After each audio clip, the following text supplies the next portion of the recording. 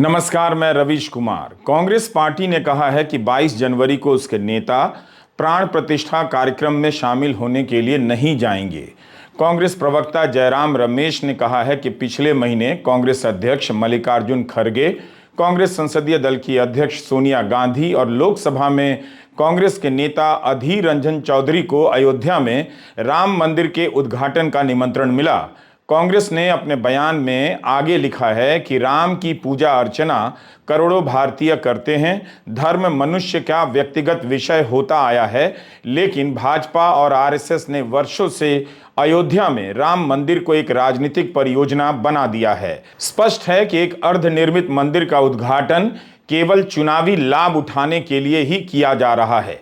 2019 के माननीय सर्वोच्च न्यायालय के निर्णय को स्वीकार करते हुए एवं लोगों की आस्था के सम्मान में श्री मल्लिकार्जुन खड़गे, श्रीमती सोनिया गांधी एवं श्री अधीर रंजन चौधरी भाजपा और आरएसएस के इस योजना के निमंत्रण को ससम्मान अस्वीकार करते हैं। कांग्रेस 22 जनवरी के प्राण प्रतिष्ठा कार्यक्रम में शामिल नहीं होगी।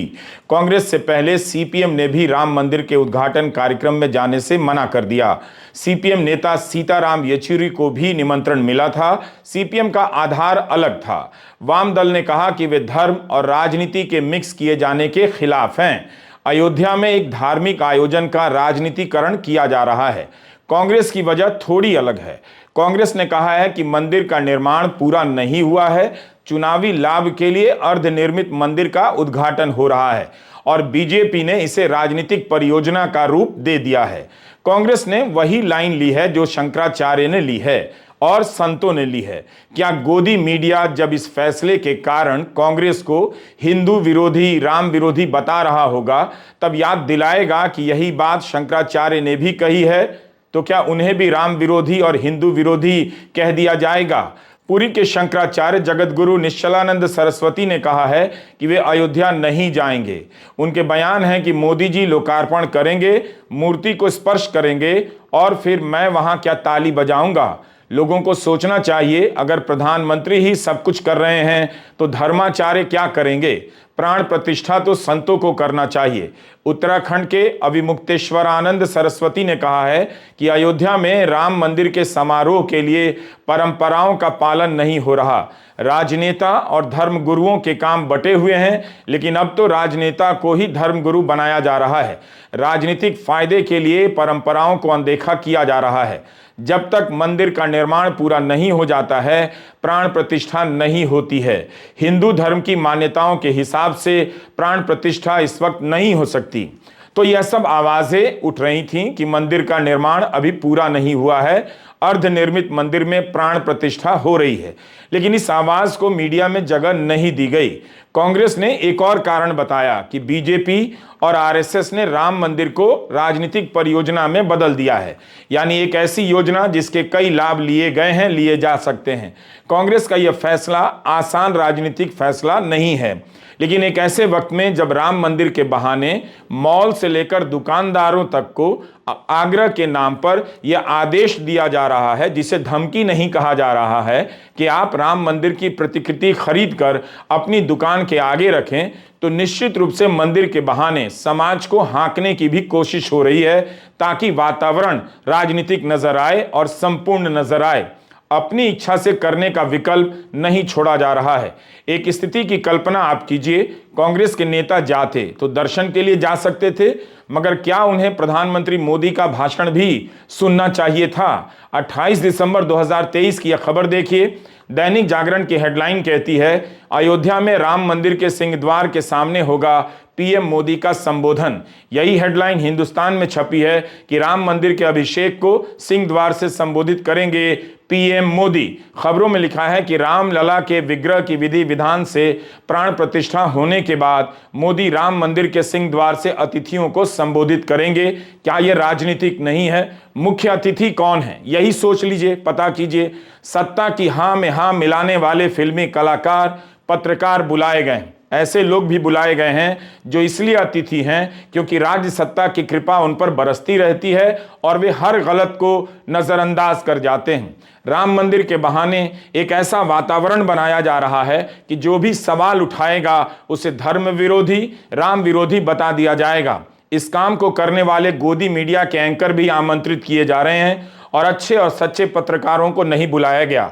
आप सभी राम भक्त हैं, मगर डरपोक कब से हो गए? क्यों नहीं पूछा कि जिनकी पत्रकारिता में जनता के लिए सवाल नहीं है, जिनकी पत्रकारिता में प्रधानमंत्री से कोई सवाल नहीं, जिनकी पत्रकारिता में कई तरह के झूठ हैं, क्या वही राम के सामने खड़े होने के योग्य ठहराए जाएंगे? आपकी भक्ति का इस्तेमाल हो रहा है या नहीं, या आपको क्यों नहीं दिख रहा? यही नहीं, खबरें भी देखिए कि क्या क्या छप रही हैं। अंबानी और अदानी भी मुख्य अतिथियों में होंगे। इन्हें किस कैटेगरी में बुलाया गया है? अदानी को लेकर पिछले एक साल में दुनिया भर में कितनी खबरें छपी, कितने सवाल उठे।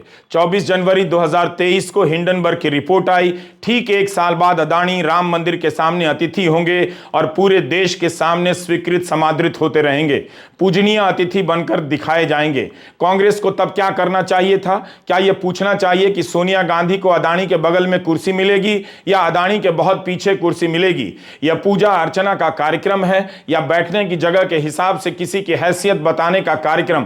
क्या यह सवाल नहीं बनता है? जिस अदानी और मोदी को लेकर कांग्रेस कई तरह के गंभीर आरोप लगाती है, उनके साथ उस आयोजन में कैसे नजर आ सकती है?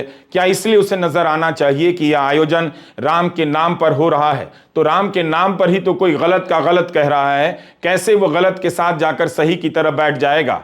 अब आप ही बताइए, क्या कांग्रेस को अदानी के बगल में बैठकर या आसपास बैठकर प्रधानमंत्री मोदी का राजनीतिक भाषण सुनना चाहिए? बहुत आसानी से गोदी मीडिया या बीजेपी का तंत्र उनके भाषण को राष्ट्रीय भाषण कह देगा, लेकिन क्या वो राजनीतिक नहीं होगा? प्रधानमंत्री को ही हर मौके पर क्यों भाषण देना चाहिए? क्या ऐसे मौके पर किसी धर्मगुरु शंकराचार्य का भाषण नहीं हो सकता था? लेकिन अगर प्रधानमंत्री का भाषण हो भी रहा है तो फिर विपक्ष के किसी नेता का क्यों नहीं होना चाहिए था? देश सुनता कि राम के सामने विपक्ष और सत्ता पक्ष के नेता किस तरह के भाषण देते हैं, किस तरह की धार्मिक जिम्मेदारियों का एहसास कराते हैं। सब कुछ एक तरफा क्यों हो रहा है? राष्ट्रपति का भाषण क्यों नहीं हो सकता था? बल्कि देश ने इस सवाल को तवज्जो ही नहीं दिया कि राष्ट्रपति द्रौपदी मुर्मू का कहीं नाम ही नहीं। अगर राम मंदिर का उद्घाटन एक राष्ट्रीय प्रोजेक्ट है, तब तो इसमें सबसे पहले राष्ट्रपति को बुलाया जाना चाहिए। संसद भवन का उद्घाटन हो रहा था, वहां भी राष्ट्रपति नहीं बुलाई गई। सारा कार्यक्रम मोदी के लिए, मोदी के द्वारा और मोदी का था। इस बार भी अयोध्या में जो कार्ड छपा है, पहले नंबर पर प्रधानमंत्री मोदी हैं, उनके बाद मोहन भागवत हैं, फिर यूपी के राज्यपाल और मुख्यमंत्री हैं। इससे तो साफ है कि यह कार्यक्रम संघ का है। राष्ट्रपति नहीं बुलाई गई। संघ से मोहन भागवत को किस हैसियत से उन्हें इस सूची में रखा गया? क्या वे राष्ट्र प्रमुख हैं? यह सवाल उठा था मगर दबी जुबान में, और इसे दबा दिया गया। सभी दलों का यही स्टैंड था कि सुप्रीम कोर्ट जो भी फैसला देगा स्वीकार करेंगे। जब सबने स्वीकार किया, तब यह कार्यक्रम राजनीतिक क्यों होना चाहिए और क्यों लगना चाहिए? आप कहेंगे कि राजनीतिक कैसे है, तो फिर आप उन खबरों की तरफ झांक कर देखिए और खुद से जवाब ढूंढ लीजिए। ये खबरें छपी हुई हैं जिनकी कतरनें हम आपको स्क्रीन पर दिखा रहे हैं। लिखा है, संघ परिवार के हाथ में रामलला के प्राण प्रतिष्ठा की कमान। यह खबर छपी है। क्या यूपी सरकार या भारत सरकार सक्षम नहीं है? क्या इस तरह के कार्यक्रम इस देश में संघ परिवार ही कराता रहा है? तब तो G20 का आयोजन भी RSS को सौंप देना चाहिए था। एक खबर छपी है कि संघ के 5 लाख कार्यकर्ता यूपी के गांव-गांव में हर घर जाएंगे, अक्षत का वितरण करेंगे। यह तो पुरानी खबर है जो यूपी के विधानसभा चुनाव के समय की है, जो मैं आपको दिखा रहा हूं। अयोध्या की मिट्टी और मंदिर के प्रसाद को बांटा जा रहा था, जाहिर है वोट के लिए। यह खबर अमर उजाला में छपी है। मंदिर ट्रस्ट के चंपत राय ने कहा है कि राम मंदिर शैव, शाक्त और सन्यासियों का नहीं है, पूजा रामानंद परंपरा से की जाएगी। एक तरफ सबके राम का नारा चल रहा है, दूसरी तरफ एक संप्रदाय की बात कही जा रही है। उत्तराखंड के अभिमुक्तेश्वरानंद सरस्वती ने इस पर कहा है कि फिर चंपत राय इस्तीफा देकर ट्रस्ट का सारा काम रामानंद संप्रदाय को क्यों नहीं सौंप देते हैं। आप किसी भी खबर को पलट कर देखिए, यही मिलेगा कि मंदिर के उद्घाटन का कार्यक्रम पूरी तरह से राजनीतिक है। सिर्फ एक दल और एक विचारधारा की राजनीति के हिसाब से। आज इस दल के पास सत्ता है, पैसा है, मीडिया है, लाखों कार्यकर्ताओं की फौज है, जगह जगह पोस्टर लगा दिए गए हैं, आपके घरों के सामने स्टिकर लगा दिए गए हैं। क्या उनमें राष्ट्र है? क्या उनमें भारत है? या भाजपा की राजनीति के रंग और तस्वीरें हैं और उनके नेताओं की तस्वीरें हैं? क्या बीजेपी ने ऐसा कोई भी पोस्टर लगाया है जिससे लगे कि वह राजनीति नहीं कर रही है, राम की पूजा कर रही है? किसी भी तरह से देखिए तो 22 जनवरी का दिन बीजेपी और संघ का दिन है। इन्हें पता है कि हर आदमी राम का नाम लेता है, राम के नाम पर वह किसी से सवाल नहीं करेगा, तो क्या इसका लाभ उठाकर राममय के नाम पर पूरे देश को भाजपामय नहीं बनाया जा रहा? सवाल तो है, मगर पूछेगा कौन? गोदी मीडिया तो इस सवाल को कुचल देगा। क्या राम मंदिर भाजपा का राजनीतिक प्रोजेक्ट नहीं है? अगर नहीं है तो फिर यह सब क्या है? राम मंदिर के लिए निकाली जा रही यात्रा की इस बस में तस्वीर किसकी है? क्या किसी अन्य दल के नेता की है जिन्होंने सुप्रीम कोर्ट पर राम मंदिर के फैसले का स्वागत किया है, फैसले का साथ दिया है? अगर यह राजनीतिक नहीं है तो फिर क्या है? बीजेपी और आरएसएस ने मिलकर राम मंदिर के उद्घाटन को राजनीतिक, राजकीय और धार्मिक आयोजन में बदल दिया है। पार्टी की तरफ से जगह जगह यात्राएं निकाली जा रही हैं, जश्न मनाने के आवरण में राजनीतिक गोलबंदी हो रही है।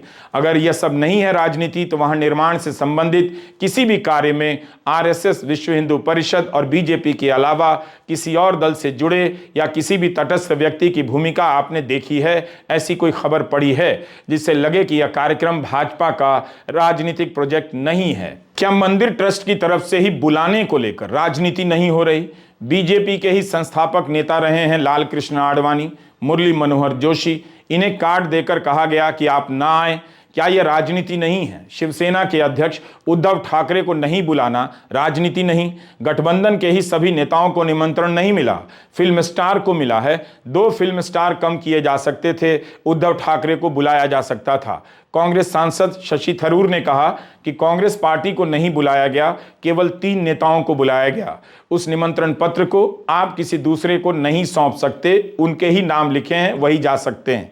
चंपत राय को बताना चाहिए कि बीजेपी और संघ से कितने नेता आ रहे हैं, विपक्ष से कितने लोग बुलाए गए हैं, इनमें कोई संतुलन और अनुपात का ध्यान रखा गया है या नहीं? फिल्म कलाकारों में उन्हीं को क्यों बुलाया गया है जो हाँ में हाँ करते हैं, मगर हाँ में हाँ नहीं मिलाने वाले कई कलाकारों को क्यों छोड़ दिया गया? राम के नाम पर राष्ट्र का निर्माण हो रहा है या केवल हाँ में हाँ मिलाने वालों का राष्ट्र बनाया जा रहा है? किसी को बुलाकर कहना मत आइए, किसी को मत बुलाइए, क्या यह सब राजनीति नहीं? और यह राजनीति कौन कर रहा है? इंडियन एक्सप्रेस में उमा भारती का एक इंटरव्यू पढ़िए। राम भक्ति पर हमारी कॉपीराइट नहीं, भगवान राम और हनुमान जी बीजेपी के नेता नहीं हैं। मैं तो विपक्ष से कहूंगी कि वो अपने भय से बाहर आए, आयोजन में शामिल हो, लेकिन मैं बीजेपी से भी कहती हूं अपने अहंकार से बाहर आए।